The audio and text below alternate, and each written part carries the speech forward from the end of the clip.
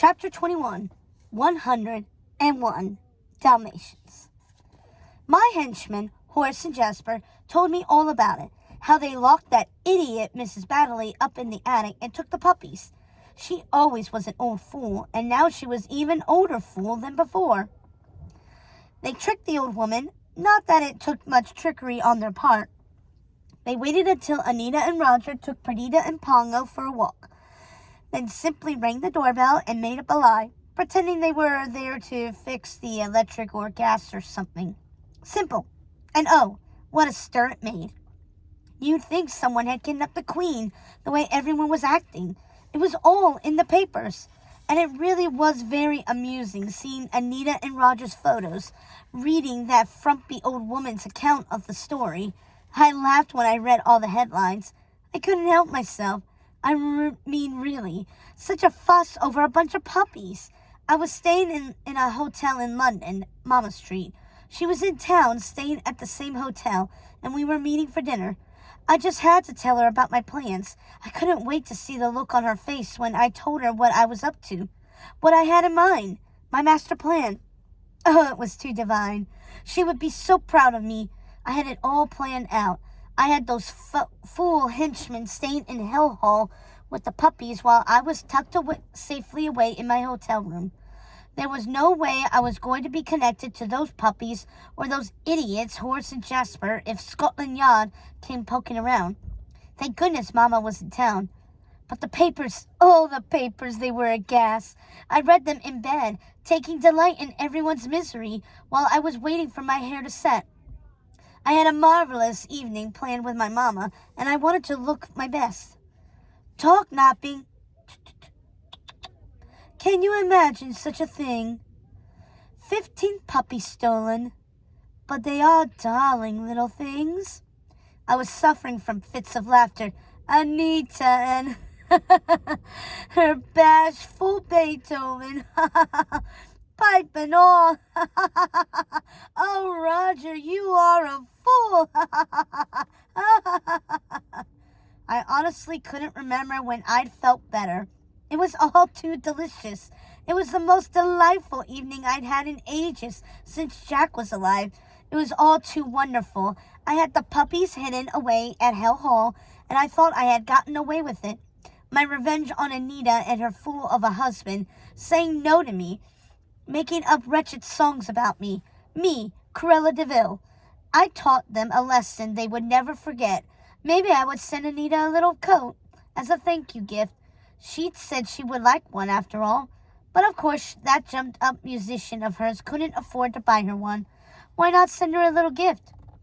Oh, she'd lost her chance at a wonderful life, traveling the world with me. But I mustn't dwell in the past. I thought everything was going brilliantly, and I couldn't wait to tell Mama what I was up to. She would be so proud of me. Her daughter, the first ever to make fur coats out of spotted puppies. And she would adore it. She'd wanted a muffler all those years ago, and this would be much more magnificent. Everything was going brilliantly. Of course, I didn't much care for having Scotland Yard investigate me, calling me in for questioning. Me. I know it was Roger who sent them sniffing around me. They had posters plastered all over the city, and the newspapers were splashed with those puppies and those fools' faces. Between that and Scotland Yard taking an interest in the case, those imbeciles Jasper and Horace were nervous. They called me at the hotel even though I had forbade them. I thought it was Mama calling me to confirm our dinner later, but it was Jasper. Hello? Jasper, you idiot! How dare you call here? I couldn't believe he was calling me at the hotel. Simple-minded ghoul that he was, he couldn't believe even the simplest of instructions. But we want no more of this. We want our boodle. This was too much. Just too much. Did I really have to hold their hands while I was trying to get ready for an evening out with my mama? Why on earth was I paying these idiots from what little I had left? Not 1 shilling until the job's done. Do you understand? I said. There was no way I was going to pay them for a job half done. But they wouldn't relent. It's here in the blinking papers, pictures and all. Hang the papers. It'll be forgotten tomorrow, I said. And it was true. Who cared about a bunch of puppies anyway? Tomorrow the world would find something else to get upset over. Ah, shut up, you idiot, he said. I couldn't believe it. What? Oh, no, you, miss. Horace here. Why, you imbecile. And I hung up the phone. This was all too much. Too much. I decided I'd better call Anita and see if there was anything to Jasper's anxiety. These idiotic henchmen were playing havoc with my nerves. This was the last thing I needed before I met Mama. The last thing. Someone finally answered the phone. It was that ridiculous stammering Roger. Hello, Inspector, he stammered. Ah, so they had been speaking to the inspector. Is Anita there? I asked. Who? He asked. My stars, what a fool. Anita! Oh, it's for you, he said coldly, passing the phone to Anita. Her sweet voice was a nice change from Roger's accusatory tone. Hello? Anita, darling. Oh, Corella. She did not sound happy to hear from me. Oh, Anita, what a dreadful thing. I just sold the papers. I couldn't believe it. Yes, Corella, it was quite a shock. Roger, please. That fool must have been chatting in her ear during our entire conversation. I didn't hear what he was saying, but I'm guessing it wasn't anything nice. Yes, we're doing everything possible, she said. Have you called the police? Yes, we called Scotland Yard, but I'm afraid... And then that horrid man took the phone from Anita. Where are they? He demanded. And then it was Anita again. You idiot! She exclaimed. Anita! Sorry, Corella. Oh, she had been talking to Roger. That made me smile. I asked if they would keep me informed about their little drama. Yes, if there is any news, we'll let you know. Thank you, Corella. Ha! Clearly she thought Roger was an idiot as well. I was happy to see she was on my side. We were fine. They had no leads. Scotland Yard wouldn't be bothering me again. Horace and Jasper had nothing to worry about. I had nothing to worry about. Except for one thing. What was I going to do with just 15 puppies? That wouldn't even make the muffler Mama was so keen on. I needed more. Many more. And the last thing I needed was to be seen buying up every last puppy in London. No, I needed those wretched men just a little longer, and I needed more puppies. Fools that they were, Jasper and Horace managed to buy every Dalmatian puppy they could get their hands on. It took all the money I had. There wasn't a single puppy left, not in all of London. They were all mine. They called the hotel from the payphone in the village again as I was heading down to meet my mama in the hotel restaurant. I was ecstatic. 101 Dalmatians. I would be able to make Mama the most marvelous coat imaginable. It would be like the day I gave her Papa's money. I imagined her smile when she saw it. I imagined her telling me she loved me again. Come to think of it, with so many puppies, I'd be able to make one for myself as well. Maybe even one day I could be a fur mogul. I would rule the fashion world. Mama loves fashion. She adores it more than anything. She would be so proud of me. I was so proud of myself, too. What started out as a desire to make my mama something she would love turned into something bigger, much bigger, something magnificent. I couldn't wait to share my news with my mama. She would be so proud that I had finally found a way to distinguish myself. My dinner with Mama was a disaster. Everything went terribly wrong. It was my fault, really. I should have waited until I had the coat made for her. Perhaps then she would have understood. But as it was, it all went terribly, terribly wrong. We met at the Criterion, her favorite restaurant, for dinner. It was a place out of antiquity, lavish, beautiful, and everything my mother represented to me, with its gilded rooms and splendid chandeliers. It was so heavenly to be going to such a place again, to be surrounded by beauty and opulence, and not the squalor and decay of Hell Hall. My mother looked beautiful in her lovely gold-beaded dress, and she was covered in diamonds around her neck, on her wrists, and many on her fingers. She even had diamond hairpins arranged in her elaborate updo. She was sparkling. I was wearing my signature outfit, my slinky black dress, my jade jewelry, and of course my fur coat. She was already seated when I arrived. All eyes turned to me as I was escorted by the matriarch D to Mama's table. She looked quite shocked at the sight of me, as did most everyone else in the room. I know I looked stunning that evening, but can a woman meet her mother for dinner without people ogling her? I mean, really. I know I was something of an it girl during my days with Jack, but this was really too much. Finally, I sat down with Mama. "Corella, are you quite well?" she asked. "Yes, Mama, I am. You look lovely this evening." "Thank you, my dear. You look well. Interesting, to say the least." "I do hope you think so. I have such wonderful news to share with you, but let's order before I share my news," I said. "Corella, my dear, I'm not convinced you should be out," she said, glancing around as the other guests stared and whispered. "Oh, I'm used to people looking at me, Mama. Everywhere I go, people are staring. Jack and I made quite the splash in the papers in our day." "Corella, you are so thin and pale, my darling.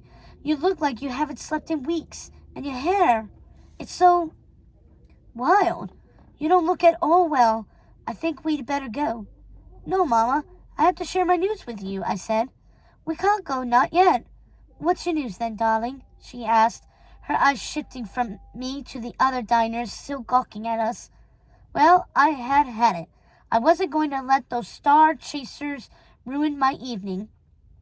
They were making my Mama uncomfortable, and I wasn't going to stand for it any longer.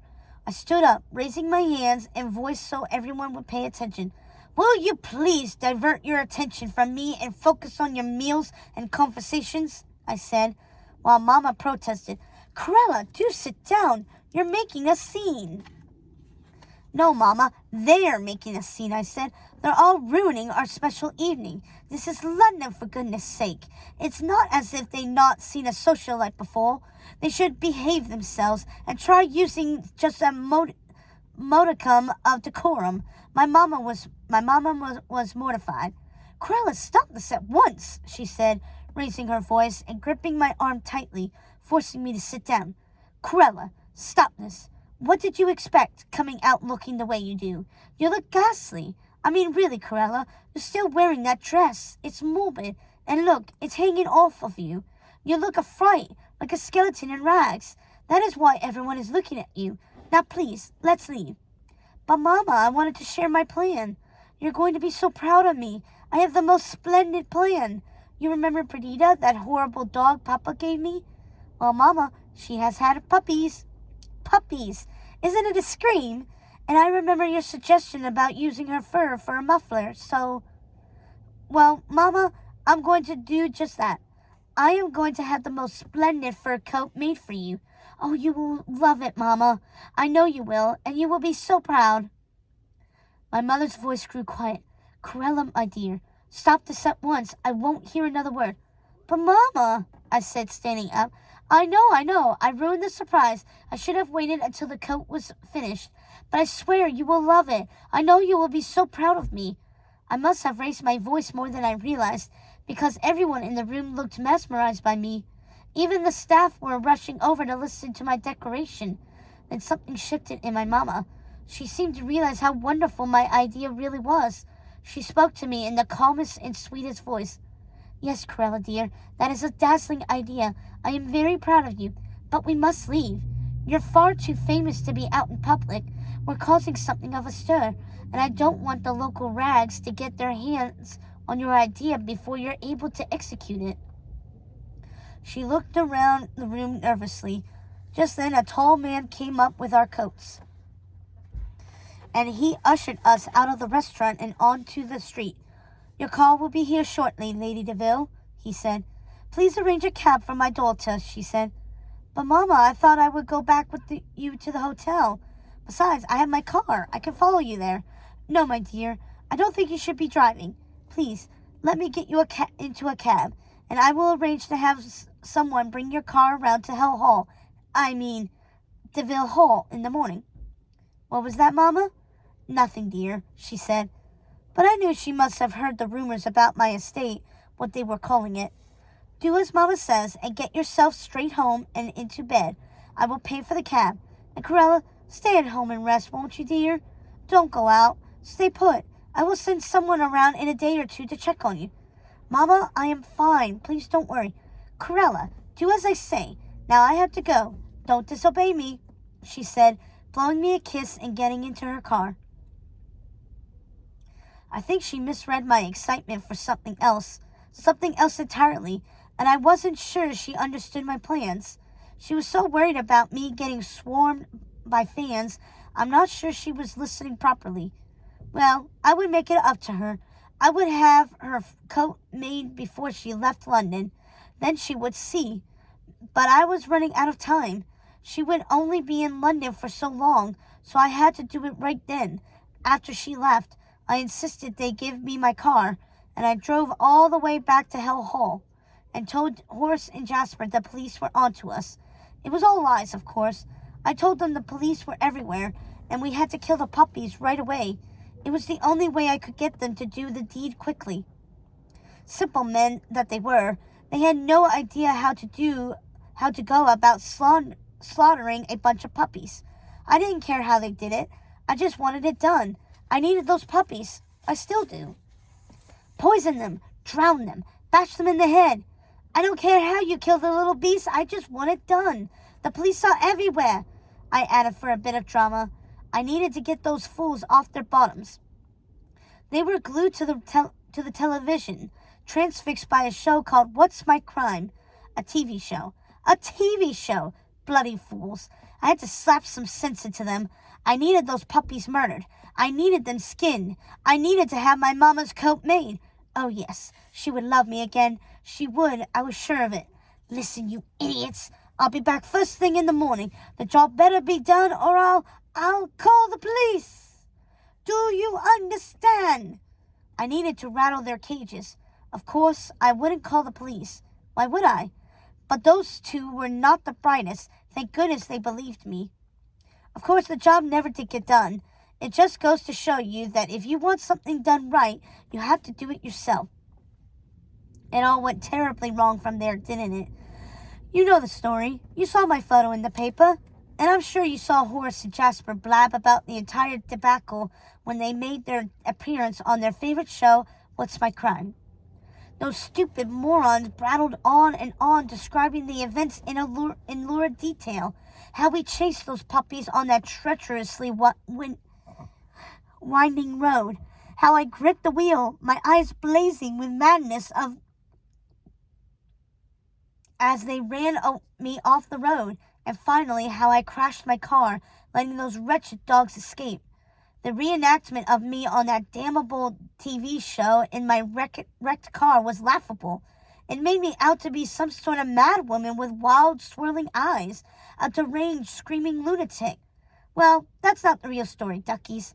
That show and those fools made a mockery of me. It might have made for a good television, but it didn't show how I was really feeling. It wasn't madness that overcame me. It wasn't even anger. It was heartbreak, disappointment, and loss. It was heartache. As my car careened over that cliff, I felt my life crashing down around me. Everything was in ruins, and I was in despair. I thought I had lost my final chance to make my mama love me again, to make her proud of me. But fear not, adoring readers, as I sit here in Hell Hall, my plan for revenge shines like a star in the darkness. It has become my only solace, my greatest source of hope for happiness and for reconciliation with Mama. The Radcliffes haven't beaten me. No, I have a new plan, a better plan, and it involves all those dogs Anita and Roger are hoarding on that estate they bought with all the money they made on that horrible song about me. Oh, I know you've heard it. Vampire bat indeed. They think they can make a fool of me? Well, I will show them an inhuman beast, and they will see what an evil thing I can be. I will have my revenge. Mark my words, darlings. I am Corella DeVil. But this time it will be different. I will have to be patient. I will have to wait. No, I can't rush things. I have to take my time. Anita and Roger have 99 puppies living on their stupid little farm. And of course, there are Perdita and Pongo. and I will have those dogs. Just imagine how much more fur I will have after waiting for those puppies to become fully grown. Imagine all the coats I will make, and how happy Mama will be when I give them all to her. Then she will love me again. I am sure of it.